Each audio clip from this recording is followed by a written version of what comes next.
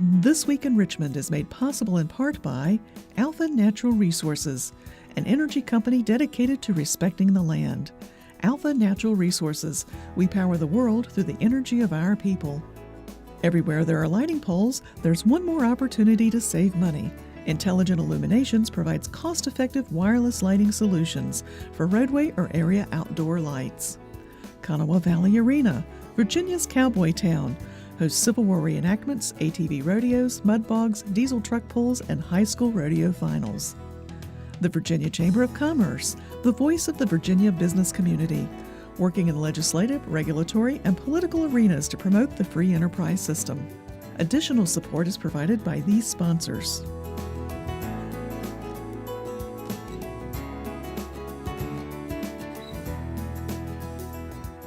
And by the members of Virginia's public television stations. Thank you.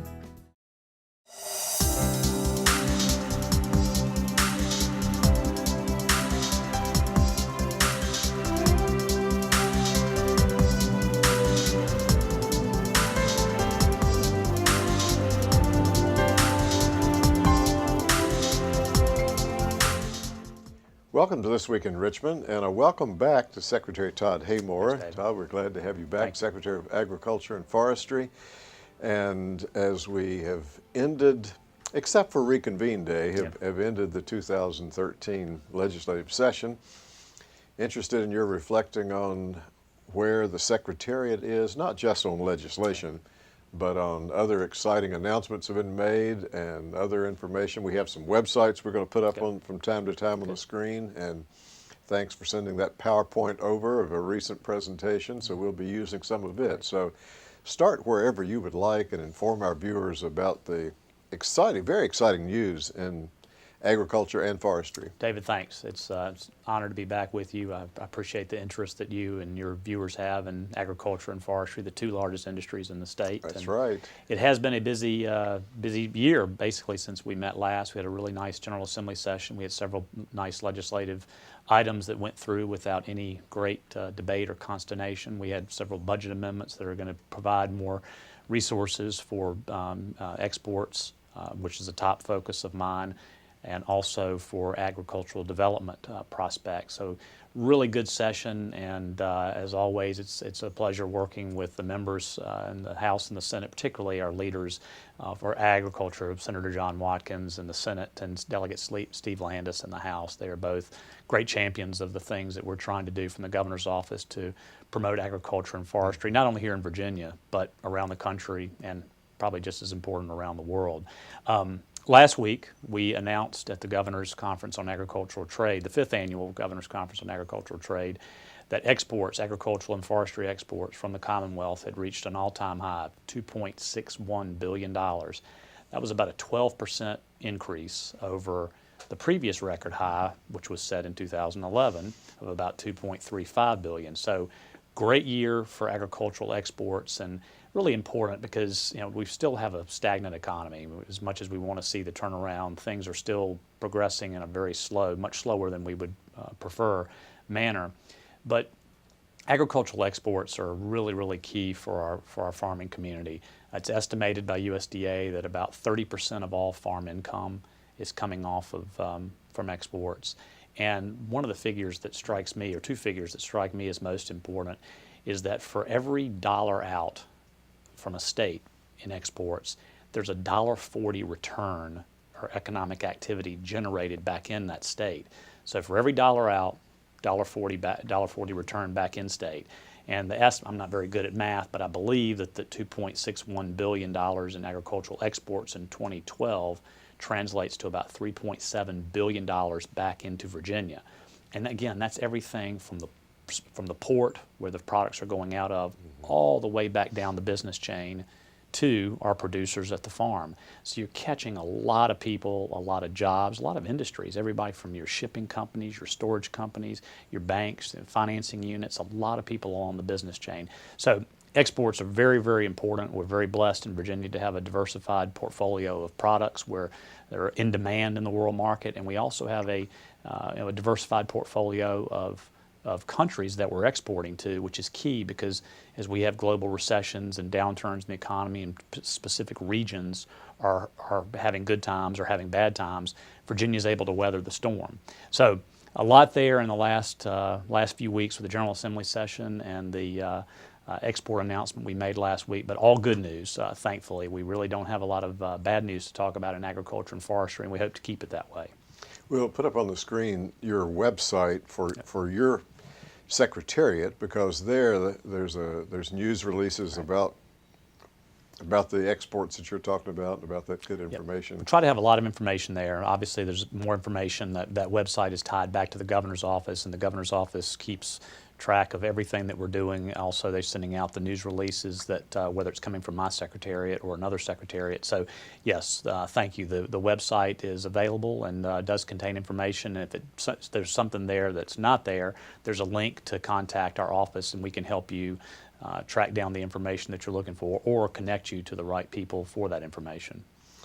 You know, you said something I thought was very interesting, that it's a matter of getting many different partners where the exports are going, plus the products that we have. So in your time in farming, which even at your young age covers quite a bit of time, yours and your family, there's probably been a shift, am I right, in some of the products, what's being raised on the farm? Yeah.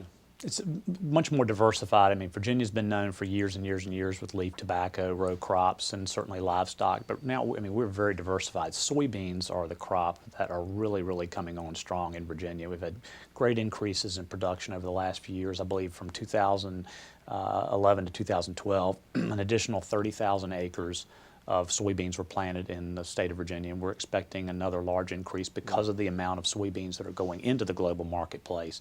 We had about $740 million worth of soybeans exported from Virginia last year. So very diversified, you know, everything from, as my grandfather used to say, apples to zucchini, and he's not that far off. And that's one of the things that we're really fortunate to have, is that diversified portfolio of products that, you know, as things become popular in the world market, as they become in demand, Virginia, for the most part, I mean, we're not producing some of the tropical fruits or vegetables, of course, those are very limited in the regions that they are, but everything else that you can possibly imagine, for the most part, we're producing here. And so, yes, our agricultural economy is very diversified.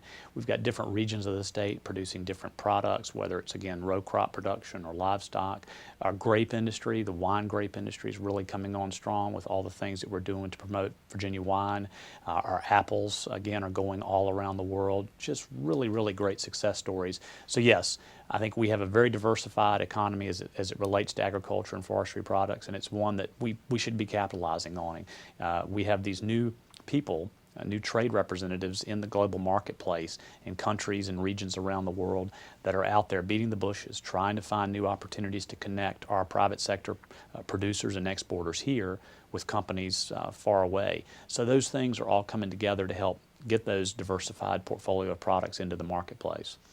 And then the diversification among the receiving countries. Our viewers would be interested, even as you're talking, what are some of the top countries where we're doing the exporting to right now? Yeah, top three countries are China by far, and that's just within the last... People probably guess China because of its size. Yes, last year they purchased about $640 million worth of products, mostly soybeans, grain, some pork products, livestock meat, wood products, but really number one far and away. Canada at about $205 million is number two, and then Morocco at 139. That's a surprising one, isn't it? Yeah, 139 million. Most of that's in soybean oil. And last year, 2011, Morocco was our number one export country. And so the change is due to the increased focus that we've placed on China and opening up some new markets there for our products and our exporters and our agribusinesses.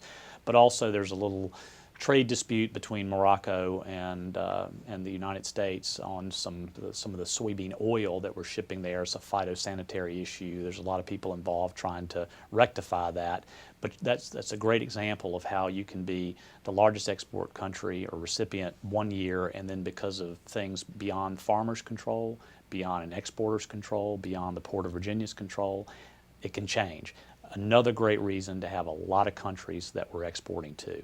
But from there, Those are our top three: China, Canada, and Morocco. From there, it is a very diversified portfolio of developed countries like Japan, like the United Kingdom, Ireland, and then we have a number of developing, emerging markets like Turkey and India.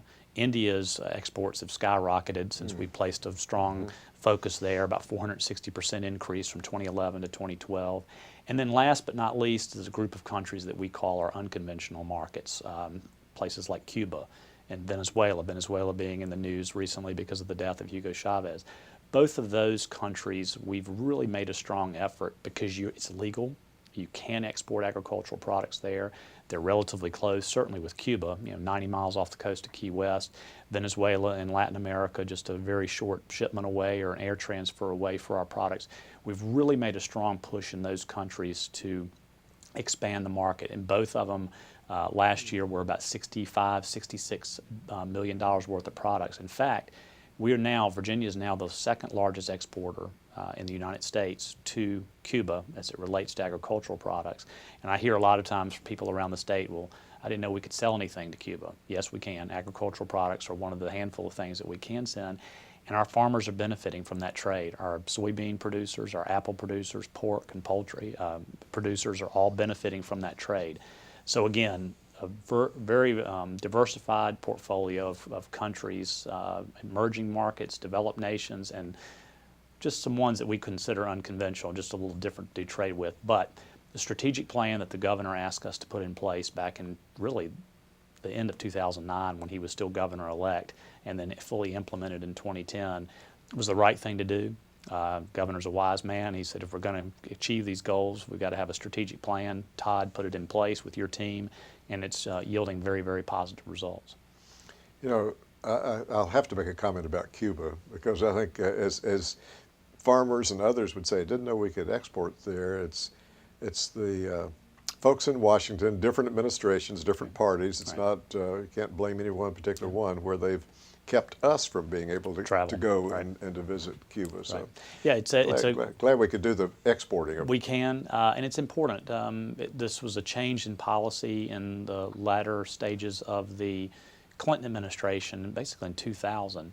The first shipments from Virginia since the embargo was put in place about 50 years ago was in 2003. About $800,000 worth of products went to Cuba from Virginia in 2003. 10 years later, we crossed $66 million. Again, that's thinking back to what I said earlier about a dollar out is a $1.40 return in state. So $66 million to Cuba is a lot of return along that business chain from our ports back to our farmers. So it's important that we continue to push that. We work with the Cuban embassy in Washington. I go to Havana at least once a year for trade missions, and we really try to develop the relationship because at some point in the future, the stance between the United States and Cuba is going to change, and we're taking advantage of the relationships that we've built there already, but we want to be able to do even more for non-agricultural products from the state of Virginia once the relationship change. And so we're hopeful that agriculture will play a positive role in the change in relationship between the United States and Cuba. Once when you were on the show earlier, we talked about Virginia wine, so I must ask you about that, how that is going compared to previous years. You've got a benchmark year going back to 10, 11, 12, right. So how's that moving along? 2012 was probably the best year ever for Virginia wines. Sales reached an all-time high. We were named one of the top 10 wine destinations in the world by top publications. Several of them named us as top wine destinations. Employment's up, revenue, tax dollars, everything about our wine industry is growing, and that's a tribute to the grape growers and the winemakers all around the state.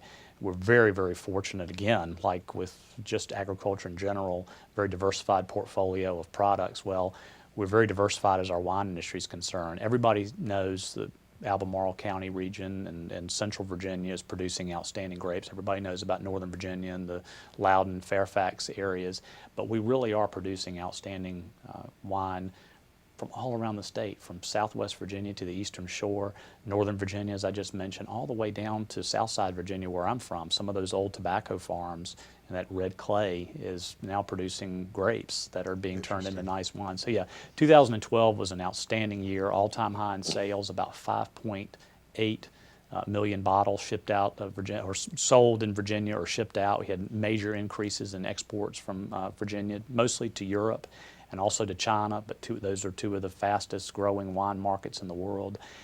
We had great recognition here in Virginia. Stephen Spurrier, not the football coach from South Carolina, but the legendary wine critic. He's the gentleman in 1976 that really helped to expose the California wine industry when he did the Judgment of Paris, when he blind tasted the California wines versus the French wines, and the California wines won. Well, we had him here in Virginia for a wine summit that the governor and first lady hosted, and he hosted within the conference a blind taste testing of Virginia wines versus some top caliber wines from around the country and around the world. There were 8 samples, 8 blind taste testings. Virginia won 5. We tied on a 6th and then lost 2. So we did really, really well, and again, we think that 2013 is going to be another spectacular year for the wine industry. You know, recently you made a presentation at one of the local universities, and you shared the PowerPoint with us. We have it in the studio. If there's any of those slides that come to mind that you'd like for the viewers to see? I think that the one that we haven't covered so far that spurred a lot of discussion at the University of Richmond, my alma mater, second agriculture secretary of the Commonwealth of Virginia, Bob Bloxham was the first, both of us University of Richmond grads, so spiders are taking over agriculture. It's, not Virginia Tech, but no, the spiders. That's right. Dr. Steger and I had a conversation about that last week. I have a feeling that he's working on something there to change that. The folks at Virginia State probably want to change it too. But I did do a presentation at University of Richmond last week on globalization, specific back to agriculture trade. It was one thing that we talked about that spurred a lot of discussion was the creation of the governor's Agriculture and Forestry's Industry Development Fund, APHID for short. And it's a fund that we created last year, working again with our partners in the General Assembly. Steve Landis was a great champion in the House. Senator Bill Stanley was the champion in the Senate to get this fund created. But it's specific development fund for agriculture and forestry. We learned, as you know, Virginia is tops for doing business. I mean, number of publications have us either number 1, number 2, number 3 is the best state in the country for doing business. We learned over the last few years that because of the unique state of agricultural and forestry projects around the state, sometimes they weren't qualifying for some of the incentive programs that Virginia Economic Development Partnership manages and are doing a great job with. So what we did, we put together a program with the governor's blessing that really recognizes the unique structure of agriculture and forestry projects. And something that is uniqueness is that sometimes you're only talking about several $1 million worth of investment and only 15, 20, 25 jobs being created. But the trickle down, the impact that those projects have on production, because they're using Virginia-grown products as their feedstock. So this development fund is specifically targeted to agriculture and forestry, where there's value added or processing going on, and we can step forward and work with the locality and work with that private sector entity to either help create a new project in a locality or help an existing facility grow and expand. So about $2 million in the fund right out of the gate last year when it was created. We've already had one announcement down in Franklin County, a little place called Burnt Chimney, and some of the locals for a project with Homestead Creamery that's already producing milk and some other dairy products. Well, they're going to be expanding to several $1 million investment, about 20 new jobs being created. But again, the most important thing was that 100% of their input was going to be Virginia-grown products from about a 50 to 60 mile radius of Burnt Chimney.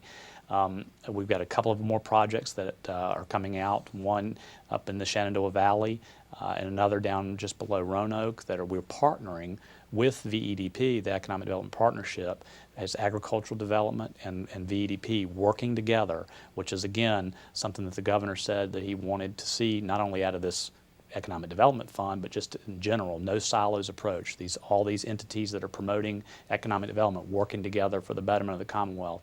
So that program, that Agricultural Development Fund, is something that we're very proud of. The successes are already coming in, and I look forward to seeing some more successes in the remaining 10 months that we have in office. Certainly, we'll be announcing the ones coming up very shortly, and I think we'll have several more announcements coming up really before the weather turns. Interesting, interesting. We're going to put another website up, and that's the Forestry site, because if people click on the agencies, your secretariat, Forestry is one of the two, a major one. Yes. You've made some reference to it. We have the website up that people can check it out. Any other word you want to say about forestry in Virginia? We're very blessed again with having an outstanding forestry industry, and we have about 16 million acres of land in Virginia covered by our forest. And anyone who has taken off in an airplane or traveled by helicopter or just been up in the air and looks around as they move can see the vast number of forests that we have. And again, it's a diversified group of hardwood trees, but also softwood. Our pines are well known, and those products are being used to frame our houses, make cabinets, make our furniture. The products are exported out of the port into the global marketplace. There's also wood waste now that's being turned into wood pellets that are being used for energy. In fact, the fastest growing export commodity from 2011 to 2012 were wood pellets, and they grew at over 800%. It was about $4 million worth of wood pellets exported in 2011. They eclipsed 35 million in 2012. Most of that's going to the European Union, where they're utilizing wood pellets to make to help create green energy. So again, using every part of the tree for our pulp and paper mills, but also waste, turning into energy opportunities, not only here in Virginia. Dominion uses a lot of wood waste products in their plants where they're using biomass, but also exporting into the global marketplace. So a very, very diversified forestry industry. The Department of Forestry is doing an outstanding job with managing our state forests, but also working with our private landowners to be sure that they have the resources, the intelligence that they need to keep producing outstanding trees. I mean, trees are just like agricultural commodities in some respects. They grow, they're cut down, they're processed, and they're turned into consumer products. So a lot of people probably don't think about them that way, but forestry is our second largest industry in the state. Agriculture's first, about $55 billion in annual revenue a year. Forestry is about $24 billion a year in annual revenue. So very, very economic, very, very important economic driver for the Commonwealth. It has been since the country's founding, Virginia's founding about 400 years ago, and will continue to be in the future. You know, one of the very interesting things I found on that forestry website, I encourage our viewers to see, was a camping program for youth, and there was an April deadline for applications. So people who are seeing this, who may or may not have interest in forestry in general, but they ought to check into that special program for young people. They do. It's the Department of Forestry is doing a wide variety of projects, whether it's in the state forest or working even in urban areas with urban forestation efforts. I mean, you know, from being in downtown Richmond, sometimes you can look for blocks and blocks and blocks and not see a lot of trees. I mean, we're blessed here on Capitol Square to have a lot of green and trees that are flourishing, but Department of Forestry is doing a lot of things. Our state forests are a great place to take families, whether it's overnight camping or if it's picnics. Again, just a great, great place to visit and learn more about. And again, they're all around the state, whether it's Northern Virginia, Southern Virginia, East, West, they're there. So yeah, I would encourage people to look deeper at the Department of Forestry website for not only facts and figures about the forestry industry, but also things that Department of Forestry is working on themselves or working with localities or private sector partners. And the last web address that we'll put up, and in our closing minute, is Consumer Affairs. And there's interesting information there, too, that's part of your secretary. To take your last minute, if you'd like, and talk some about Consumer Affairs. Consumer Affairs is very important. And the Department of Agriculture and Consumer Services has a great deal of oversight there, whether it's helping to make sure that our gasoline tanks through the Weights and Measures program are providing you or your viewers with the amount of gas that you're purchasing, the correct octane level that you're purchasing. They regulate that and provide the oversight. And if there's a problem, that you can see on the website what to do if you find a problem. We're also in supermarkets, at the deli scales, you'll see those little stickers there like you do on the gasoline pumps about they were inspected by Department of Agriculture and Consumer Service inspectors.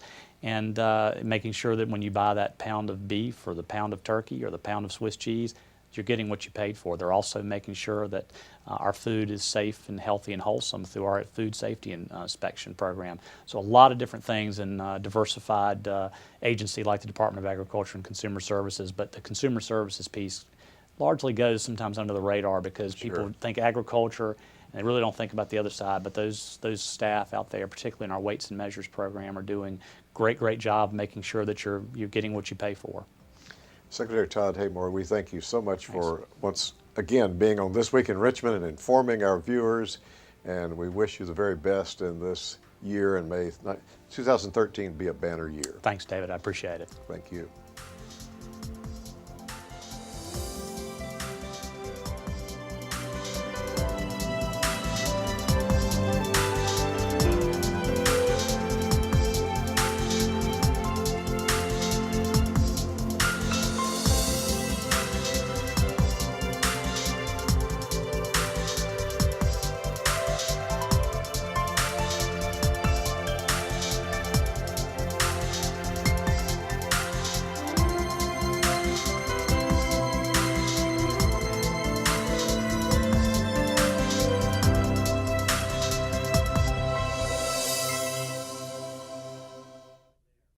This Week in Richmond is made possible in part by Alpha Natural Resources, an energy company dedicated to respecting the land. Alpha Natural Resources, we power the world through the energy of our people. Everywhere there are lighting poles, there's one more opportunity to save money. Intelligent Illuminations provides cost-effective wireless lighting solutions for roadway or area outdoor lights. Kanawha Valley Arena, Virginia's cowboy town, hosts Civil War reenactments, ATV rodeos, mud bogs, diesel truck pulls, and high school rodeo finals. The Virginia Chamber of Commerce, the voice of the Virginia business community, working in legislative, regulatory, and political arenas to promote the free enterprise system. Additional support is provided by these sponsors.